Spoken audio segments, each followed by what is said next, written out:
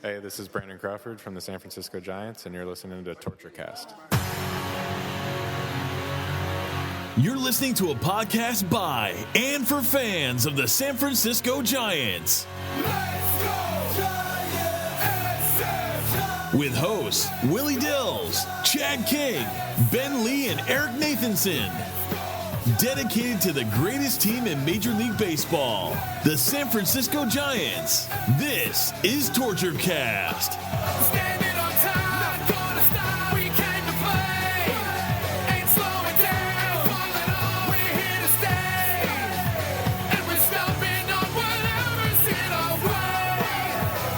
I'm feeling like a giant tonight. It's Wednesday, April 15th, tax day. No, it's not. It's delayed. 2020, and this is episode 193 of the TortureCast, the podcast by and for fans of the no longer playing San Francisco Giants. I'm your host, Chad King, and joining me from Georgia today, still under shelter in place, both of us are, most of the nation is Eric Nathanson. What's up, man? How's your quarantine party going? Oh, it's same, different day. It's Groundhog Day, right? Every freaking day, man. It really is. The one thing I don't understand so far is the weekends seem to be flying by. I don't get it. Like, I blink on Sunday night, and I'm like, where the hell did the weekend go? And suddenly it's Monday, and it's like, oh, here we go again. Same days over and over and over again. So, you know, we're getting by, trying to pass the time. How's it going in California? Is it still you guys are on a very big lockdown right now still? Yeah, and in fact, we don't even have an end date to our California lockdown. It's just kind of to be determined. So obviously the state has been extremely conservative in their measures. We were the first state to lock down. 5 days prior to the statewide lockdown, 6 Bay Area counties, including my county of Santa Clara, locked down because Santa Clara was actually at that moment had the second most cases of any county in the nation behind the main one in New York that had already exploded or started to explode. LA eventually passed us, thank goodness, because this isn't a contest or anything. But Right. The Bay Area recognized this early. They locked down, then LA locked down a couple days later, and then the whole state within a few days after that. And so far, it's proved to be the right call. And I think a lot of people were actually clamoring for it to happen even a week prior, but they at least got ahead of it enough relative to other states like New York that were actually at very similar numbers at the same time. Now, that being said, of course, population density of New York versus California is a little different, but there's still a very dense, urban centers like L.A. and San Francisco and those, and they haven't experienced what New York has, fortunately for us. But so yeah, we're just gonna ride this out and see how long it takes. But man, Eric, this is crazy. I think since we've been under lockdown for 4+ weeks now, the new normal is starting to settle in. And I think what's scary about it is I think a lot of Americans still think, well, our shelter in place is over on May 1st or May 15th or April 30th or whatever it may be. And once that happens, we just flip a switch and we just go back to work and everything's fine. And that could not be further from the truth. And that's the thing that I think is really depressing. I'll be honest. This is psychologically depressing already on so many people, not just from the sports aspect and going to school and going to work and kind of normal life things, but it's the fact that this isn't going to be a 6-week, 8-week, or whatever. This is going to be an on and off, at the very minimum, extended process of trying to mitigate the spread of this disease. And we're going to see it in different ways at different states over the months and years to come. But, vaccine, they say, is 12 to 18 months away. But in reality, did you know that the record for the quickest vaccine ever developed was 4 years? So wow. They're thinking that that's extremely fast, is 12 to 18 months. And a lot of experts are doubting that. They think more 2 to 3 years. But even if it was, 18 months from now, we're talking about going into the end of 2021 before we even have a vaccine. The only way to stop the spread is to do the social distancing. That's it. It's the only weapon we have in our tool belt. And it's going to be interesting to see how this plays out because, you look at some past pandemics like the 2018 Spanish flu, and then thing came back in the fall, then went away, and then came back again in the summer, and then went away. And I think we're going to see that here. All the numbers say that. So it's going to be something that you and I probably will eventually catch if we're going to be exposed over the next 18, 24 months. And the thing that scares me about that is not necessarily the mortality rate on guys our age, although some very healthy 30, 40-year-olds have died. It's getting together with with our relatives, including my parents and my wife's parents, right? Like, are we going to avoid them? Are we never going to see them for 2 years? No, probably not. But if we were an asymptomatic carrier and we go over at Christmas and hug them and then they get it, that's where it gets scary. And because you so can't much test uncertainty yourself about this. every single day. That's the only way to Exactly. be certain is to test yourself or be vaccinated against such a thing, which is why when you project out 3-4 years for a vaccine to come, it's kind of, I don't want to say scary, but that's startling to know that a vaccine has never been developed that quickly, and that, you know, that you're right, that there's no reason to think that means we'll get this one developed any quicker. So who knows how long this is. This is a new normal. You're right. We've settled into a new normal. I mean, I'm frustrated, not all the time, but I'm definitely frustrated at times. But like the everyday activity, it's a normal now. Seeing everything be done over video chats, it's a new normal now. It's just totally different. Yeah. It's just having empty streets and. You know, and like you said, it might have to stay that way for a while. That's why I commend California. I'm jealous of y'all in California for how quickly y'all, there's the Southern here, how quickly your state jumped on it. My state took forever, and the people locally are taking forever. We had to do a store run, and it was finally up to about 30-40% of people wearing masks. Whereas maybe a week and a half ago, I hadn't been out in like 10 days. It was like maybe 3 people wore a mask out of 50. So it's finally getting through to some people. But I mean, there's no accounting for all the other people who do want to flip that switch on May 1st, and it's just not going to happen. Yeah. So, long story short is that even if each of your states, we're going to be staggered, people are going to come out at different times, there's got to be rollout plans, right? It can't be all restaurants, theaters, malls, workplaces are just open. That's because then we have the same density of people that we used to have, and it'll just flare up right away. I think you're going to see restaurants with modified hours and spread out tables. I even think like things like movie theaters and stuff aren't going to be open for quite some time. Same with gyms and those kind of places. I think they're going to be locked down or excluded from states reopening for quite some time. And when flare-ups do happen, like they all said, you have to have the adequate testing to detect the flare-ups before they get too large. And if you can detect a small flare-up, then you can isolate those people, do contact tracing to contact those people, put them under isolation or quarantine. And those are the ways to specifically or surgically battle this. But until we have all the testing in place, which we're not even close to having the volume of testing we need, it's going to be a guessing game. And the last thing any state wants to do is open up and be like, all right, everything's been good for like 3 weeks. And then suddenly, boom, overnight, there's another, massive flare up, and then you got to shut down the entire state again. So I mean, this is the thinking behind your state, right?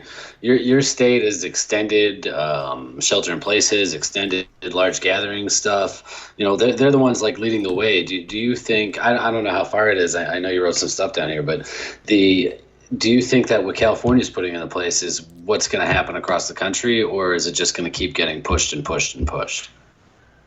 Yeah, it's a good question. They formed an alliance with Washington and Oregon for kind of a West Coast plan. They said they don't have any specific plans yet.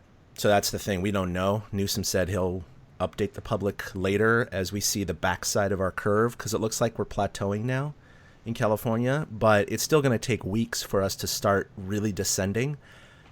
They haven't said like, oh, we need to get to 10% of our high or 20% of our high or 1% of our high. They haven't said any of those kinds of numbers. It'll just be some number that they think, okay, we're in the clear now. Not enough people are infected, so let's start opening it up on a case-by-case basis. But again, who goes back to work, right, besides essential people? Like, would all offices open? Probably not. I would think a lot of employers should keep their employees telecommuting if possible. And then as this extends over the summer, it'll be interesting to see what happens with schools. Because right now my kids are devastated that they've lost the rest of the academic year. But I don't think they know enough about the situation to know that it's quite possible by August they're still not going to be going back to school. Because that is a main area of disease transmission, as we all know. All the kids who come home sick from, school, interacting with 2,000 other kids. So, I don't know, man. It's a brave new world. It sucks, but I think we're just going to have to adapt, all of us together. We're all in it together. That's the thing. It's not like, your state gets hit by a hurricane or tornado, and we're like, oh, pray for Georgia. No, this is everybody, man. Everybody's in this together. So that's what makes this so weird. Years. Every other thing, like you use the perfect example, like, a hurricane hits the state, and it's like, gosh, I hope those people are okay. But, you don't worry about that in, the Bay Area, whether or not a hurricane's going to hit you that hit us down here in Georgia. Yep. And just like if there was an earthquake, I'd be like, that sucks. There was an earthquake. But this is something that hits all of us. And it makes it I think that's what makes it weird. Is not everybody can rush to help other people. It affects everybody in every aspect of life, and it throws everything into chaos. That's why baseball's doing things like floating new plans every week to see if they can play a season. It's you don't know what's going to happen, and so it's so fluid that everything that comes up, is going to be full of questions, full of holes, and we have no idea what the right choice is going to be for a long, long time. So last week we talked about a potential idea of all of the teams going down to Arizona and playing in 10 to 15 different stadiums, and that's how they would conduct the season. But there's a new, kind of a modified part of that plan. Why don't you go ahead and explain that? What they decided they wanted to do, instead of having everybody in one state, in one area, is send the Florida teams to Florida and have a grapefruit league. Send the Cactus League teams to Arizona and have a Cactus League. And they would play same at empty stadiums, and they would form new divisions, and the winners of those two leagues would play each other in a quote-unquote World Series. So like the Giants would not be in the NL West anymore with the Padres, Rockies, Dodgers, and Diamondbacks. They would be in the Northwest Division, because it's based on location, in Arizona. And they would be in a division with the Cubs, the A's, the Diamondbacks, and the Rockies. And so it would be a little different than we're used to. And DH should be universal. And they would do the same things that we were talking about last week. They would try to sequester the teams and things like that and make expanded rosters.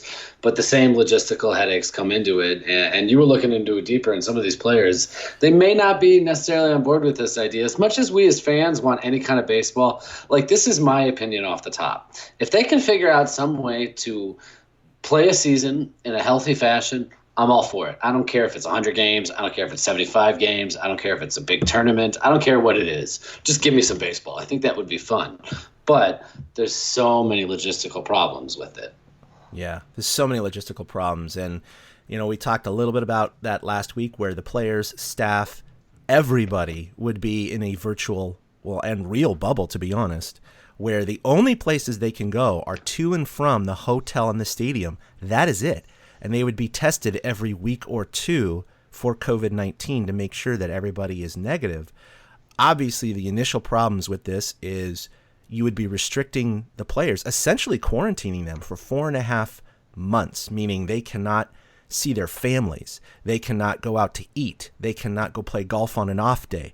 They just can't do that stuff anymore. Their life will be in a hotel and in the park. That is it. And so that in itself would be psychologically hard for a lot of these players. Not like we're all not doing that anyway, to a certain extent.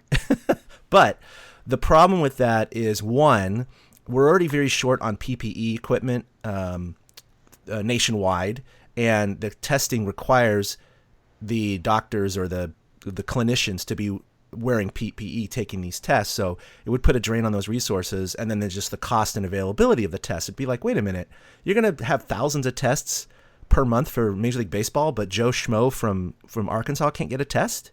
So there's a kind of that social issue as well. It's like you're going to putting a drain on the resources, and that's not fair just for a sport to play. I mean, I would love it, but it really, when you look at the equity of it, it's not fair. And then number 3, and this was brought up just anecdotally. I was reading today, Mike Trout and Clayton Kershaw brought up some really good points. Mike Trout has a kid due in August. He's like, I am not going to miss the birth of my son. I will never miss that. He's like, what am I supposed to do? Leave the quarantine to go visit my son, and then I have to come back and quarantine for 14 days, so I would miss the end of the season, or that part of the season. Clayton Kershaw said the same thing. He said, my boy is young. He's changing every week. I'm not going to miss 4.5 months of his life. I can't do that. I'm not going to do that. He already just put his foot down. And the problem that arises is, well, hypothetically, these players could be living with their families, but now their families have extended that bubble massively. And now they have to be tested. All of the extra gear for that, all the extra tests for that. Not only that, but the food, the security, the extra cost of housing them. So that makes it an exponentially much tougher problem. And so I don't know how they're going to come across or jump these hurdles, like Justin Turner was saying, for the single guy without kids, it wouldn't be too hard to do. But he's like, for the guys who have families and wives and stuff, he's like, I don't see how they can do it. It's just going to be too hard. So I don't know. Dr. Fauci came out today and said if they do have a containment system like they've proposed, he said medically that probably would be an acceptable way to go. Always not playing in front of fans. But he acknowledged the drain on resources and what have you. And then Governor Newsom, although it's probably moot now because we know they're not playing in the state of California, but he did say there's basically no way he sees fans being able to attend sporting events throughout the summer, which I would assume is easily going to go into the fall when basketball starts and hockey starts again and all that stuff. So that'll be more fun sports talk to talk about then. But yeah, this is unprecedented, Eric. I would have thought an alien invasion might have been more likely than what we're going through now. This is just bizarro world stuff. It's stuff I could have never envisioned. It really is like living in a movie. That's what like my family and I keep saying to each other. Like, you hear about it. We see these things. We see the mad scientist waving his sheet. It couldn't really happen, but it has happened. And because of things like, Newsom extending the sporting events through summer, you're right. It's going to spill over into the NBA and NHL. I think a lot of other sports are looking into the plans MLB is coming up with and going to try to pull off that and say, can we do something similar to that? But this one, I agree with Trout. I agree with Kershaw. Married men with kids. Their family becomes a liability at that point, and you don't want to think of your family as a liability. That doesn't make any sense. They're there, to enhance your life together, not to possibly infect the entire Dodgers organization. And that's the kind of thing that you have to worry about. And that's the problem with every one of these plans, as plausible and as cool as they sound to, the 23-year-old guy who just broke in and all he was going to be doing was living out of a hotel anyways. You can't ask these other guys to do it. As an ex-umpire, I've talked to many former umpires and the worst part of the job is being away from the family. Up until a few years ago, if you think about it, umpires never have a home game. They're always on the road. Mm-hmm. So like baseball players, at least during the season, half the time they get to spend at home. But umpires don't have that time. They finally got a 2-week vacation during the season now that they didn't used to have. But it's kind of asking an entire league to do the same thing. Isolate yourself on the road without seeing your family for 5-6 months straight. And do it for our entertainment. And it just doesn't seem right. It doesn't even feel right as a consumer to know that they're doing that just for our benefit. Yeah, these guys want to play the games. It's funny because they're starting to talk about it with football. They're starting to realize that they could be playing in front of empty stadiums. And I heard Kirk Cousins say the other day, he's like, yeah, I'd love it. He's like, it would be just like practice. I'd absolutely love not playing in front of fans. And all I could think is that is not the guy I want leading my team. No way. Are you kidding me? Like, he said it would be a relaxed atmosphere. Yeah, okay, for somebody who can't handle the pressure. Half the fun of the sporting event is the crowd noise and the ebbs and the flows and the one voice rising together and going silent as one, Like, we love it as fans when one team silences another ballpark, or we love it when our own ballpark crescendos to those loud noises.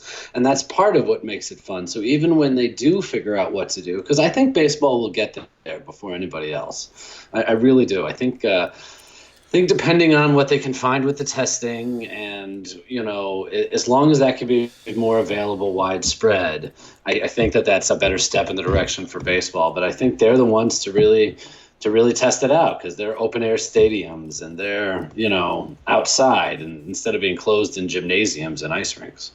Yeah, no, that's a good point. They are outdoors, so there's a little bit of that less enclosed feeling for transmission. But yeah, again, at the top of the show, and we talked about that if they don't have a vaccine anytime real soon, we're always going to have a chance for this disease transmission. And how is that going to affect all sports going forward, not just into the fall, but hell, back into baseball next year, back into football in 2021. I mean, these are unknowns at the moment, but you could hypothetically see a situation where all sports are going to be played in front of empty stadiums and may be subject to this intense testing once the testing is more widely available and they're not putting a drain on those kind of medical resources. But until then, I know you're not a Marvel fan, but there's this, it was in Infinity War, one of the first two parts of the big crescendo of the Marvel Cinematic Universe.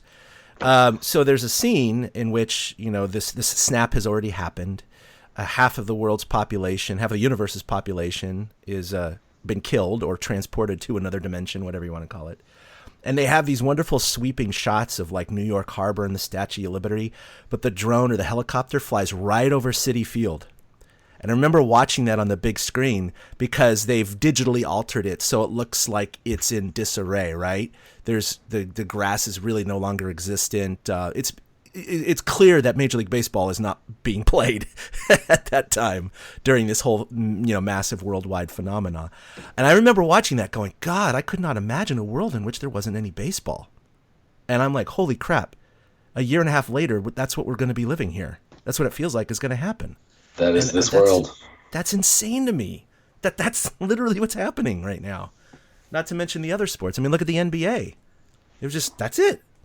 I know they haven't officially declared the season over, but it's over. I don't see what they're going to do. Yeah, it's over. Same with hockey, right? So it's amazing to see these lost seasons. And I know we're not talking about the death and destruction that's happening to our citizens. And that's, we don't want to go too dark on you guys. Sports are definitely not the number one thing in our lives, but this is a sports, baseball podcast. So we're going to talk about those things. And it's just very odd to see this stuff, and even just our entertainment, movies and everything else. We can't go see a concert or go to a movie theater. These are the everyday things that we're going to lose for quite some time. But eventually everything is a catch streaming. Up. Yeah, everything's a streaming experience right now. Yeah, it's pretty crazy. But so it'll be interesting to see what happens with this grapefruit cactus idea. I think it would be pretty insane. The Giants and the A's and the Cubs would be in the same division. That would be. I think it'd be fun as hell, man. Yeah. That'd be fun for like one experimental season. You know what I mean? That'd be kind of cool. Right. That'd be kind of cool. I mean, it's already screwed up. We already, like anybody who has any hope of a standard AL, NL, regular season, playoffs, and World Series, they need to get that thought out of their head. It's not going to happen. Whatever a standard season is, it's not going to happen. So, what the hell? Let's have fun. Who cares? Which way this season goes. If it's a tournament, who cares if a team with a losing record gets in the playoffs and wins it all? Yeah. I mean, honestly, it's already it's all fizzucked. It already is. It's all screwed up. The season's going to have an asterisk no matter what. So if they figure out some way to play it, I'll just be happy that they've played it somehow. But and all this because some Chinese dude got a bat, right? Brought it into town. I mean, it's like, really? Batman was supposed to save us. Talk about one guy affecting the world. Whoo, boy, did he ever. Just proves Batman and really doesn't have any power. I mean, that's crazy. Batman could have stopped this, but he doesn't have any real superpowers. He's not like the Avengers. Sorry. No, it's it would be a lot of fun. You know what? It's funny that the good teams are the ones that are being penalized by this the most. And what I mean by that is the ones who are prime for winning now. They're going to potentially lose a full season at that peak. While as opposed to the Giants and other teams who are in the rebuilding process, it's like, meh, we aren't going to win anyway. It just kind of accelerates it another year. It does. I would be so pissed if I was a Dodger fan. Mookie Betts just got traded to my team. I'd be pissed. The White Sox were rebuilding, and they look like a pretty good team coming out of the gate this year. You got to think the Red Sox and Yankees fans were chomping at the bit because the Astros are primed to be taken over now because of everything that's going on, and it all got sucked away. I mean, I really do. I think because our team is in a down cycle right now, it's made it a lot easier for us.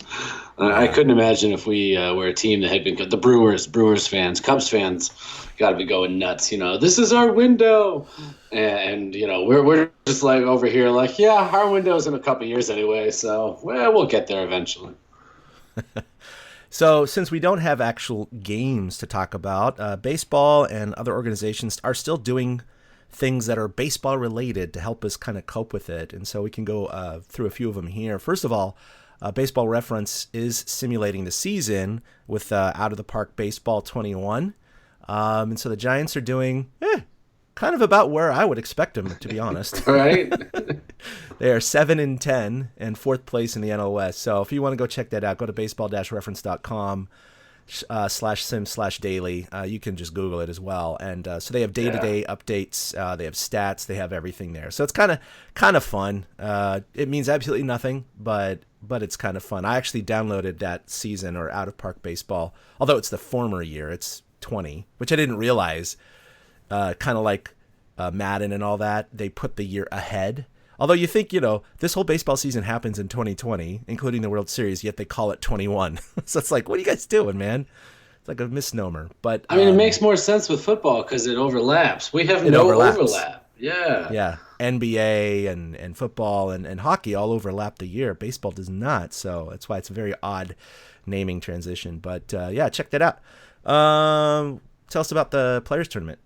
Oh, if you're even if you're not a video game fan, but if you're a fan of video games, of MLB The Show video games, players representatives from each of the 30 teams are playing a tournament. Each player is going to play every other player in the span of a few weeks here to then set up a tournament to play down to the winner. Hunter Pence is the Giants representative. All these games are being streamed live on Twitch. MLB Twitch, I'm sure, has a Twitch. We all know Hunter Pence has a Twitch.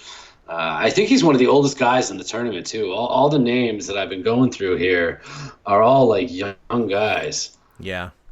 But he's definitely a big gamer, as we all know. He is, but he's only 1-3 so far, and the only win he's got was when he hit a walk-off with Buster Posey. I don't even know who he beat.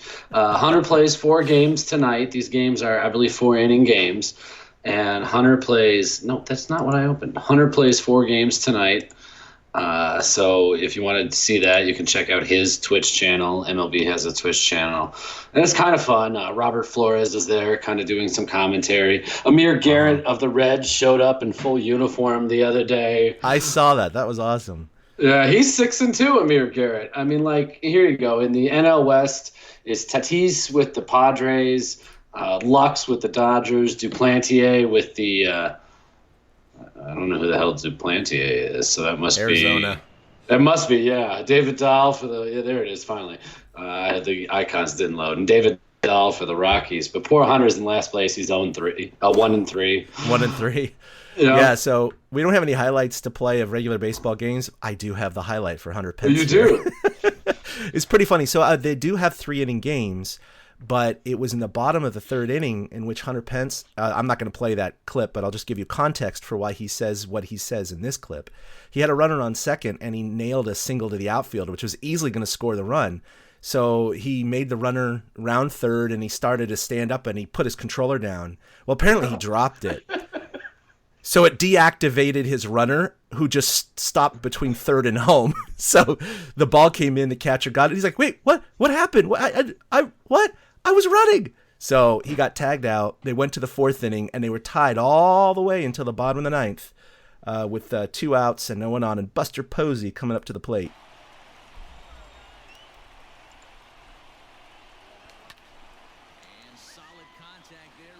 Finally! Uncle! That's why you don't pitch run for Buster Posey! And I can't mess up the base running! Jeez, oh Pete! Good game. It's a pretty classic clip. He looks so frustrated and relieved all at the same time. I had it. I didn't have it. I mean, it's a very relatable move. I mean, we're all at home, so yeah. Oh, these guys! I swear. All right, and then why don't you cover the last 2 things here? The the players and the replayed games. Oh yeah, I've been getting a kick. Joe Posnanski of The Athletic. He was doing this before the season was even canceled. He was counting down the 100 best players in the history of baseball. And if you have an Athletic subscription, it's totally worth it. If you don't, they're doing 90 days free. Just go to the website, find it. It's right there. Like a lot of streaming services and other services, they're dropping the curtain for a little bit. And he counted down the top 100 players of all time. And lo and behold, Willie Mays came in at number 1. I was slightly shocked. I really expected it to be Babe Ruth. Babe seems to always be revered, and us Giants folks absolutely love Willie. But it came out Willie Mays was number 1, and Barry Bonds was number 3 on the list. So, 2 of the 3 best players of all time wore Giants uniforms. And I thought that was pretty cool. Joe Posnanski does a really good podcast. He's been a baseball writer for many, many years. And if you don't know, his favorite player of all time is one Dwayne Kuiper. Really? Yes, because Joe grew up an Indian fan, and Dwayne Kuiper was the second baseman for the Indians. So Dwayne's solo home run, one lone home run, is also Joe's career highlight because he's a Browns fan, he's an Indians fan. The guy, he's had a rough life. It's a rough sporting life, yeah. Right. Wow. So Dwayne Kuiper, I'm not kidding you. Dwayne Kuiper is his absolute favorite player of all time. He's written odes to Kuiper. It's absolutely fantastic, and it makes for a good joke every year when the Kuiper home run comes around. But it was a good list by Posnanski. I was impressed to see that he actually went ahead and put Mays number 1, and the balls it took to put Barry Bonds up there number 3, because nobody else from the modern generation cracked the top 10. Yeah. Top 10 real quick was Mays, Ruth, Bonds, Aaron, and then Oscar Charleston, who I did not look up yet, Ted Williams, Walter Johnson, Ty Cobb, Stan Musial, and Satchel Paige. So for Bonds to crack a list like that and then Mays to be at the front of it, I mean, we've been really lucky as Giants fans. No, absolutely. I mean, obviously we never got to see Mays play, but, I saw Bonds play dozens and dozens of times, saw so many milestone home runs of his in person, 600, 660, number 73. I mean, those are indelible memories. I know that they're a little bit tainted, don't get me wrong. I'm not going to lie about it, but at the time, going through those emotions and the confetti exploding and the on-field ceremonies, it's pretty cool stuff that, no one can take away from me. And I just very honored to have been able to witness his greatness at least more than a few times. That's what made it nice about Posnanski putting Bonds so high on the list, because he comes from the generation that has been keeping guys like Bonds and Clemens out of the Hall. And to have a guy from that generation be like, yeah, screw that, whatever. This guy's still one of the top 10 of all time. Because it's true. Barry is one of the top 10 of all time. And, he made Giants fans out of a lot of people. A lot of people that came onto the bandwagon for 10, 12, and 14 were on that bandwagon because Barry brought them to the team in the first place. Yeah, that's true. Very true. All right, and then the Giants are going to be playing. They're not going to be playing. They are replaying past games on social media on Friday nights, and then NBC Sports Bay Area is replaying some of these games. So I keep seeing them flash across my feed, but I don't have the time to sit there and watch. There's been a couple on YouTube where I've gone back and started to watch, like Buster Posey's first game. I was like, I've never seen that one. So to go back and kind of see his first few at-bats, that was kind of fun. Obviously, they've replayed Matt Cain's perfect game and walk-offs against the Dodgers and things of that nature. But and although I love reliving some of the World Series highlights and some of the more special games and Lincecum no-hitters, it's hard for me to not just find the time but motivation to sit down and watch an old Giants game, only because it's like, oh, it's already happened. You know what I mean? It's a little different. It's not seeing it live. Well, they haven't announced which one they're streaming this Friday, but last Friday was a walk-off that Crawford hit a homer to win the game from 2016 against the Dodgers. And I got the intention, but the Giants got 2 hit in that game. The only 2 hits were a Trevor Brown home run after they'd pulled Stripling, who had a no-hitter for 7 1/3, and then the Crawford home run to win it in the 10th. And it's like, I love you, Giants, but give me some more action. Like, that's a lot of outs. Right. I didn't need to watch the Giants basically get no hit by some rookie.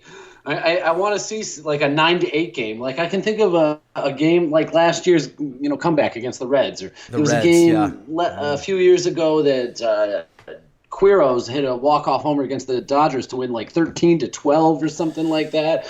Give me something wild like that. Don't give me boredom, because I put it on in the background, and if it sucks me in, it sucks me in. If not, like last time, I just basically did stuff, and I only kind of came back and watched the bottom of the eighth when Trevor Brown homered, and then I was like, okay, 2 more innings until Crawford homers, and I went and did stuff, and I didn't miss a thing. I didn't have to really watch it because there was no action. So hopefully they'll give us something better this week. So that's the only thing they're good for, is for the background noise. It's just nice to hear baseball, in the background, but I can't sit and focus on it. No. Although, to be fair, I have taken to watching old All-Star games. I watched the 2002 All-Star game the other day, and before the tie, it was entertaining. So it's kind of fun to watch that stuff, because you get to see all the stars instead of just seeing the 194 utility hitter who happens to be hitting eighth in the random game you're watching. Sure. Yeah, I'm just enjoying my time. The limited time I have in between my workday, but certainly on weekends, to take the kids to the park where we're hitting the ball, we're throwing the ball, that kind of thing. Staying away from all the other people. And that's how we're kind of getting our baseball in right now. My daughter, actually, because she was playing softball for high school, is obviously extremely bummed about all this, because she played 2 games and is missing the rest of her season. She actually told me yesterday, she's like, Dad, is there any way we could have a batting cage outside? So I'm kind of looking into buying some supplies to build a batting cage for her in the backyard, because like we said at the top of the show, this is probably going to be a long-term proposition. And she might as well get her reps in. She can put a tee out there, and we have a net, actually. She could be hitting into a net already, but something a little bit more enclosed. We could do soft toss and some stuff like that in. But yeah, it's hard to get our baseball fix right now, Eric. It's something that you and I just love and want and have experienced every year of our adult lives, except for the 1994 postseason, which didn't happen. Other than that, we've always had baseball. And just to not have it is just, it's a little hard, but but those things like that, like a batting cage, you can call Lexi. Maybe she can give you tips, and she built one for Hunter. Right. She did, didn't she? I saw that on social media. It's like, yeah. Oh, that woman, she cracks me up. She's pretty funny. That right. couple. But anyway, I don't know if you have anything else to say, but I just want to make sure that everybody's doing well out there. Hey, give us your quarantine stories. How are you coping with the not just quarantine life, but what are you doing for a replacement for baseball? Are you playing it? Are you watching old games? Are you playing video games, Stratomatic? What are you doing out there? Just shoot us a line. You can reach us on Twitter at TortureCast, Facebook, of course, we're there. torturecast@gmail.com. You can get a hold of myself on Twitter at ChadK21. And Eric at 2outhits with the number 2. So give us your stories. Maybe I'll put a poll out there too. Yeah. See what everybody's doing. Because, some days, that's just the best way to put it. Some days. It was nice to have this to look forward to today. I know, exactly. And that's, I'm looking forward to this too. Just a chance to talk to someone outside of work and home. Right. To be honest. Yep. Because, it's like I see the 3 other people in my family, 23 hours a day right now. And it's like, wow, this is just crazy. We got some Google Hangouts for work, a couple of those a week. And other than that, I do my workouts in the garage or go for a hike or play ball with the kids at the park. And, oh, man, this is a strange new world, Eric. But we're gonna make it through this. But anyway, really hope you guys enjoyed, and thank you for enjoying with us episode 193 of the TortureCast. We'll be back next week for episode 194. Now, we don't expect baseball to be starting to play anytime soon. I think the earliest that would even happen in Arizona is June, if not later. But we'll still have fun stories to talk about and kind of update you on what we're doing. And, we'll have some interaction with you guys, too. Send us in your stories. But until then, we will see you. Have a great quarantine life. Peace. A big thank you to everybody for listening to the TortureCast, the podcast by and for fans of the San Francisco Giants. Follow us on Twitter at TortureCast. You can also like us on Facebook or check out our blog at torturecast.com. I also want to say thank you to Ashcon and Bailey for letting us use their song Feeling Like a Giant for our intro. For Ben Lee and Chad King, my name is Willie Dills saying, we'll see you next time.